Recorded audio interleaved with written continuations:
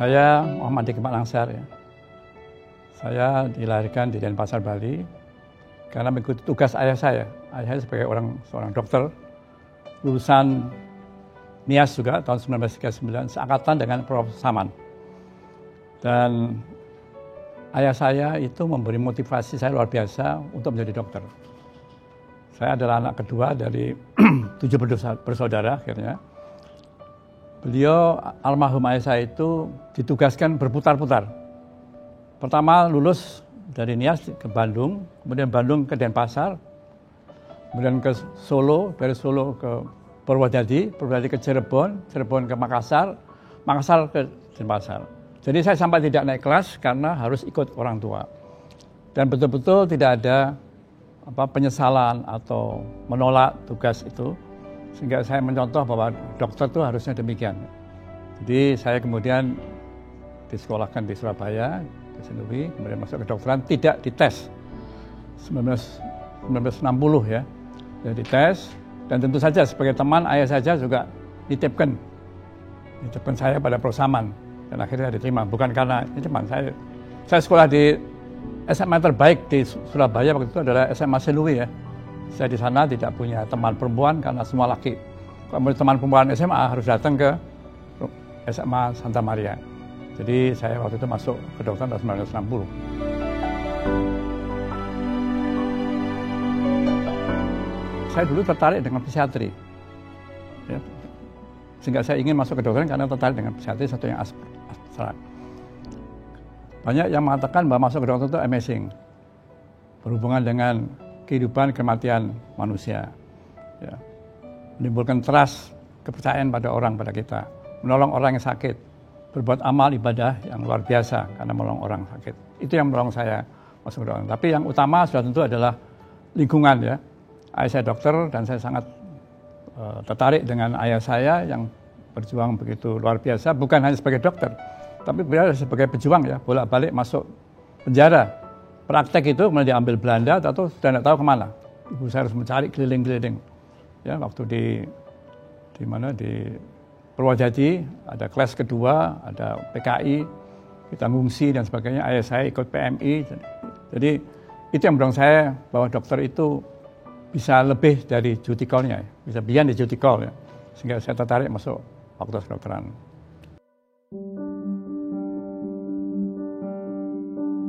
Masa kuliah saya itu dulu orang selalu berebut untuk mencari duduk di depan, berbeda dengan sekarang. Karena rumah saya dekat ya, dari Sudirman itu hanya 5 menit naik sepeda dulu, 2 arah ya. Maka saya diberi tugas oleh teman-teman mahasiswa putri saya seperti Prof. Yuliati, Dr. Nala, untuk membeset tempat di depan. Sehingga kuliah itu dulu tidak ada loudspeaker, jadi kita selalu duduk di depan mendengarkan kuliah itu langsung. Dosen saya semua asing, dan kuliahnya juga dalam bahasa Inggris, orang dari Amerika ya. Dosen Amerika datang ke sini, jadi kalau ada orang bicara tentang dosen asing, kita sudah tidak heran lagi karena dulu sudah ada dosen asing.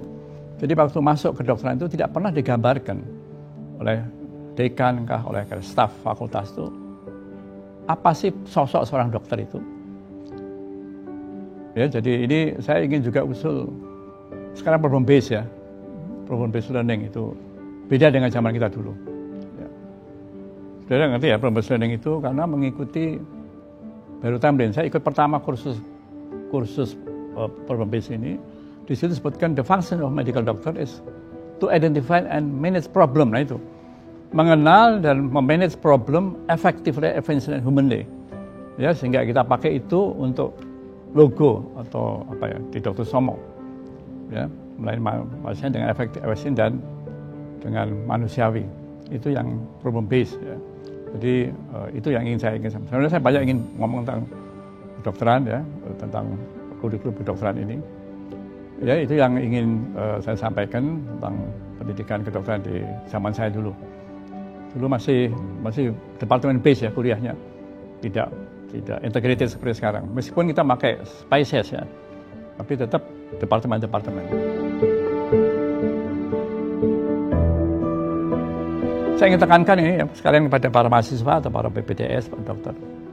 William Osman mengatakan, if you study a phenomenon of disease without textbook, artinya information. If you study a phenomenon of disease with a textbook, you are sailing on uncharted sea. Anda seolah berlayar di laut tanpa peta. Ngerti saya?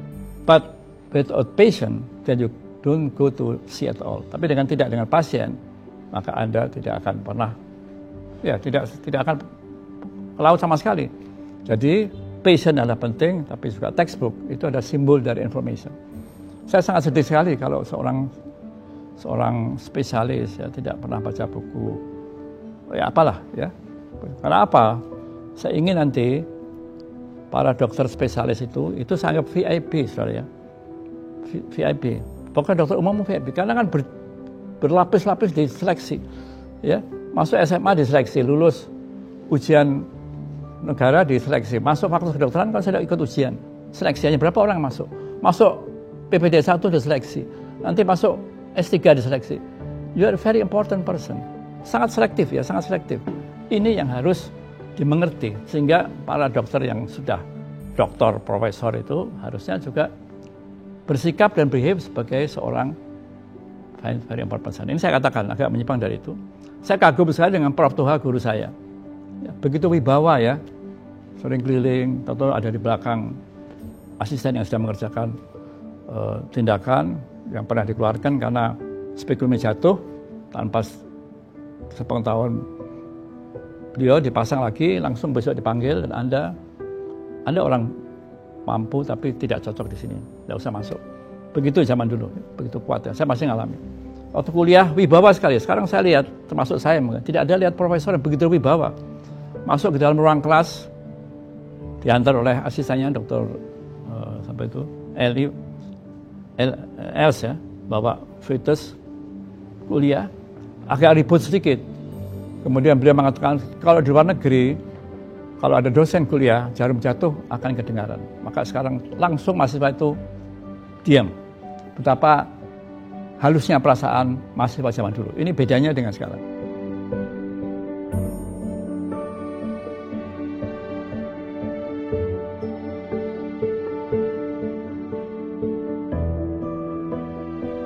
Pertama, saya ingin mereka menjadi mahasiswa kedokteran itu harus orang yang berbudi luhur.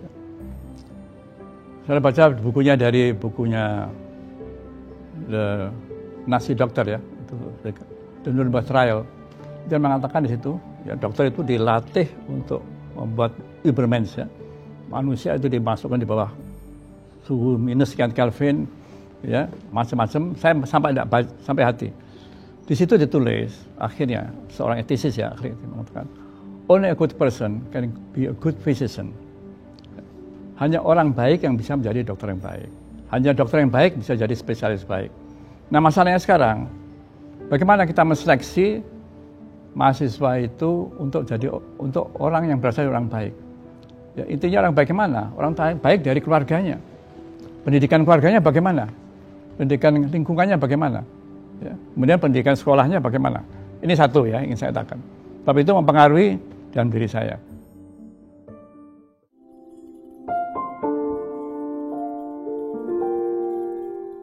Jadi waktu itu saya tinggal dikasih, karena prinsipnya orang tua saya tidak boleh in the cost ya, ngenger istilahnya.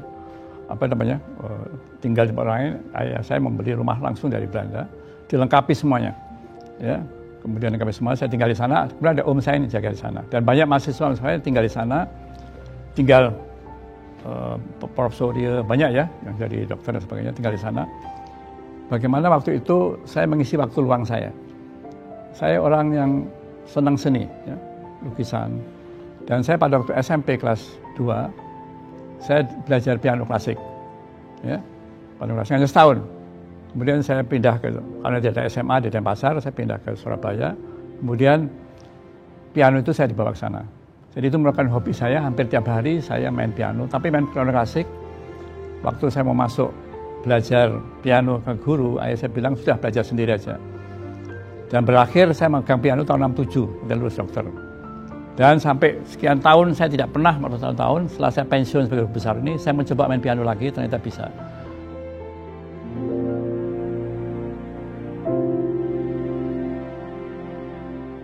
tahun 1967 tadi, yang harusnya 66 menurut saya lulus terbaik. Sebagai dokter ya, profesi dokter lulus terbaik. Saya buat acara khusus. Malamnya, jadi begini, pengumuman saya lulus terbaik. Ya, nilai saya terbaik. Bahkan waktu ujian itu, dulu kan ujian 2 kali. Ujian di departemen, kemudian ujian, akhir ujian 4 vaksin diuji lagi. Saya lulus terbaik dari 150 terbaik. Dulu kalau lulus hanya 6 ya, saya itu 7, 8 pokoknya. Hanya ada 6 itu 2, neurologi sama public health ya. Itu kan paling pelajaran yang jelas ya, jadi saya dapat 6. Dan saya dipilih sebagai wakil wisudawan. Waktu itu wisuda pertama setelah Gesapu, bahkan seluruh zaman Erlangga itu wisuda ya, itu di Gelora Pancasila Indragiri. Ya, saya dipilih untuk membacakan sumpah atau janji setia pada alma mater. Rektornya adalah Mayor Jenderal almarhum Edi Sutewo. Waktu sedang genting-gentingnya, nah waktu sedang saya baca itu turunlah rombongan dari organisasi tertentu yang waktu itu masih genting ya, yang memprotes rektor apalah ya turun, untung bisa diatasi.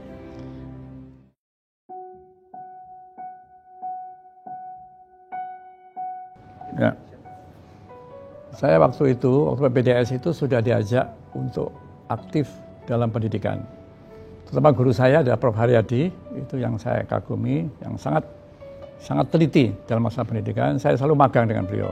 Kalau untuk clinical technology itu Prof. Paretno, ya. Saya diajari operasi vessel. Dan ketiga ada Prof. Haryono sendiri. Ya. Jadi pengalaman saya tentang pendidikan sudah ikut membuat soal ujian ya, dengan Dr. Nasrun dan sebagainya di kantornya.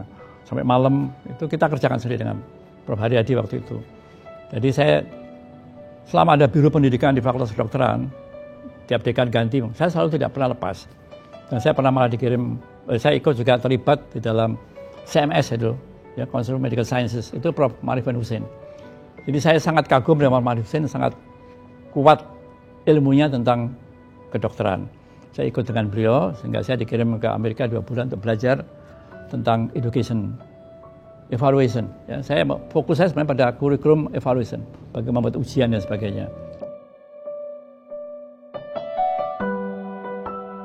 Dan kemudian juga saya aktif di kegiatan-kegiatan fakultas dan rumah sakit, ya, sehingga suatu saat saya masuk S3 Pak. Saya S3, waktu itu belum ada sekolah ya, masih bimbing S3. Saya bersama almarhum Prof. Sudiono, kemana-mana bareng ya. Meskipun beliau 2 tahun di atas saya, tapi kenal baik waktu saya bala, waktu wajib pelatih. Nah di tengah-tengah itu oleh Prof. Robi masih belajar statistik, saya dipanggil Prof. Paretno. Jadi kamu dipanggil Dr. Karyadi waktu itu. Ada apa? Ya. Ternyata saya diminta untuk membantu beliau sebagai wakil direktur Rumah Sakit Sutomo. Ya tentu saya jadi bimbang, karena sudah masuk S3 ya. Milih mana? Jadi pimpinan rumah sakit atau S3? Apa penyapisnya? Akhirnya saya pikir posisi mana yang saya bisa beramal ibadah terbanyak? Apakah sebagai dokter? Apakah saya pimpinan rumah sakit? Terus saya pikir-pikir, ternyata adalah saya pilih wakil direktur waktu itu. Ya, dan betul sebagai wakil direktur, ternyata saya bisa banyak berbuat amal baik pada orang-orang yang yang tidak mampu, ya, yang susah hidupnya sebagai pasien Dr. Sutomo itu. Bisa menggratiskan orang, itu karena saya sebagai wakil direktur. Dan sebagai wakil direktur, itu ada Dr. Puji juga, Opjin, senior saya. Tapi hampir semua tugas itu diberikan saya oleh Prof. Karyadi. Dr. Karyadi waktu itu ya. Semua. Beliau ke Mekah, sering keluar kota, yang belajar terus beliau ke daerah, selalu diserahkan pada saya. Hal yang berat juga diserahkan pada saya, dan itu ternyata adalah menggembleng saya untuk menggantikan beliau. Jadi caranya itu adalah dengan diam-diam saya diberi tugas macam-macam tanpa betul. Tidak ada satu kata pun yang mengatakan bahwa kamu akan menggantikan saya. Sehingga akhirnya saya diganti oleh gubernur. Jadi saya banyak terlibat di rumah sakit. Dan waktu itu, waktu saya direktur ya, pernah dapat 2 penghargaan ya, Pak Taka, lomba seluruh Indonesia. Dan selalu diminta bicara di nasional begitu ya.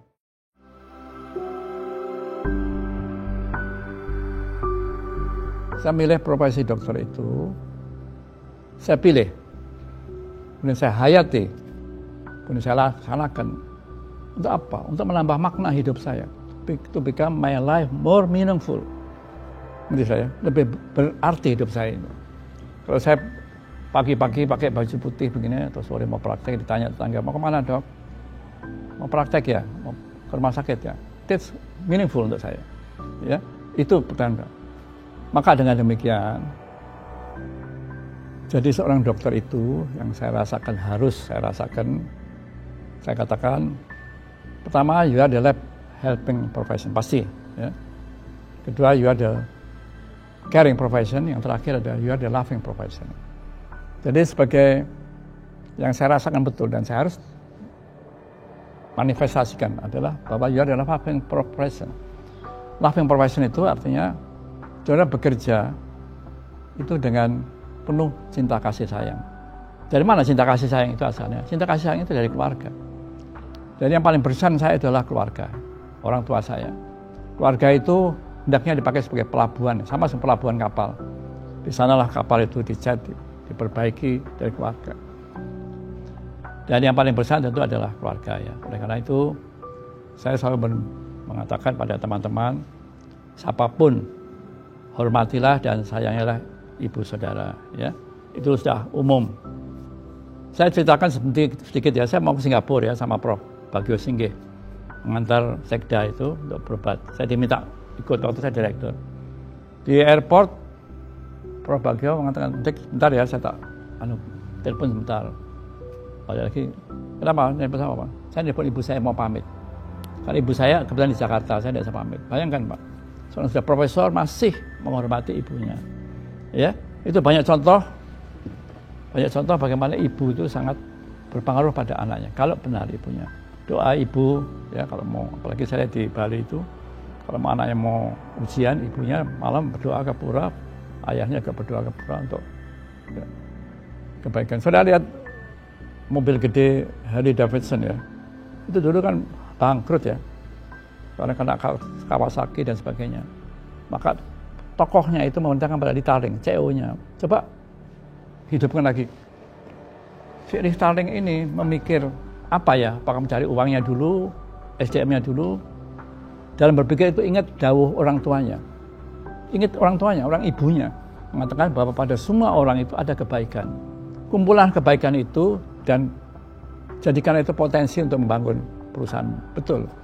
Akhirnya motor gede itu apa? Harley Davidson itu jadi besar lagi dan bahkan begitu fanatik orangnya sampai diukir di giginya, di rambutnya, di kode. Itu kan nama kode. Jadi nomor satu, sepanjang saudara masih ada orang tua, layani ibumu dengan baik. Ini saya penting ya, banyak sedikit. Saya tiap Sabtu harus nelpon orang tua saya, ibu saya. Anak naik kelas, nelpon. Kalau tidak nelpon, ditanya ibu saya, kenapa tidak nelpon? Ya, itu hubungan emosional karena ibu wakil dari Gusti Allah ya Tuhan. Kalau saya tidak nelpon, padahal ibu sudah sepuh ya, kadang tidak dengar suaranya, sulit ngomongnya. Jadi kalau saya motong, ibu saya terus blok, tidak bisa meneruskan. Kalau saya diam, ibu marah kok tidak ngomong. Jadi saya mohon nanti semua PPDS panjang masih mampu melayani orang tua dan orang tua. Itu yang saya, oleh karena itu, dan apalagi saya disiapkan rumah ya, ibu rumah yang begitu lengkap dari Jerman, dekat sekali saya ke fakultas kedokteran atau rumah sakit. Saya harus berbuat sebaik mungkin untuk membalas orang tua saya.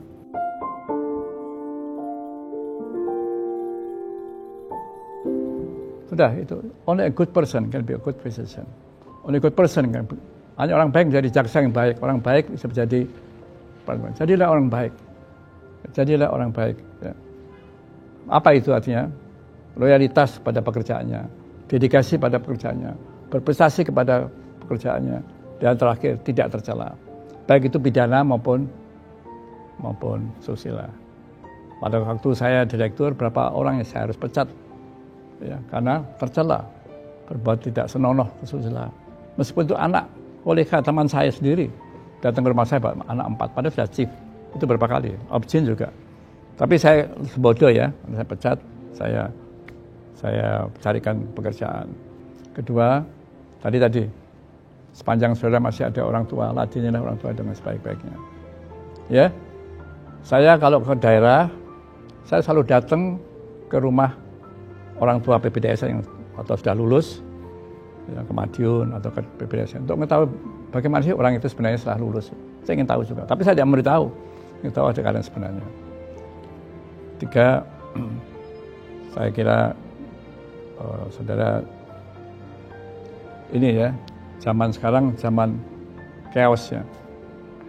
Daya tarik harta, kedudukan, pangkat itu yang merubah pola pikir kita semua. Sehingga kita mati-matian bekerja, membeli baju baru, membeli mobil baru untuk raga kita. Tapi jiwa kita tidak pernah beri. Ada sesuatu yang hilang di sini ya, yaitu hati kita hilang. Pernah kita memikirkan, kalau di Amerika ada Pak, itu namanya makanannya apa? Chicken soup. Saya baca itu, buku-buku chicken soup itu adalah makanan untuk jiwa kita yang tidak pernah kita beri makan. Orang Indonesia apa, nggak ngerti ya. Saya selain chicken soup, saya banyak sekali baca chicken soup itu. Itulah makanan jiwa. Kalau baca itu adalah sebuah makanan jiwa. Nah, jadi ini saya ingin harapkan supaya teman-teman itu jadilah orang yang baik. Ini yang saya ingin tekankan, ya lagunya Ibu Sud itu, yang seorang anak pamit pada orang tuanya, pesan ibunya adalah, hormatilah gurumu, sayangilah teman. Itu nilai yang luar biasa ya. Hormati gurumu itu diteruskan sampai kita masuk ke kedokteran. Harusnya pada waktu masuk ke kedokteran itu sudah disumpah sebagai calon dokter. Saya bersumpah bahwa saya akan menghormati guru-guru saya dan akan memberikan terima kasih yang selayaknya. Sayangilah teman, itu ada dalam sumpah dokter. Saya bersumpah bahwa saya akan memperlakukan dulu ya, teman saya sebagai saudara kandung. Sekarang diganti lagi. Perlakukan saya sebagai selayaknya saya akan diperlakukan oleh teman sahabat saya. Dan berpikir objektif gitu ya. Serta punya aspirasi yang kuat terhadap kebenaran dan kemanusiaan. Ya, kalau itu yang benar, jangan takut saudara untuk maju untuk membenarkan. Ya, saya dulu sebagai direktur berani demo itu satu-satunya. Dulu belum ada demo ya. Rumah sakit demo, saya ikut demo. Panggil Kadesespol. Ya. Tapi itu memang saya harus aspirasi kebenaran. Jadi jangan lupa pada. Nanti kalau saya tinggi lagi, saya menjadi pegawan. Pegawan lebih tinggi lagi ya. Jadi pesan saya, kalau sudah pensiun pun, purna tugas selesai. Tapi pengabdian tidak. Orang Barat, orang Abri mengatakan, oh jangan berdaya, just fade away ya, hilang sedikit-sedikit. Saya mengatakan, old doctor, bukan fade away, but just fly away to upper place, higher place, untuk tempat yang lebih tinggi.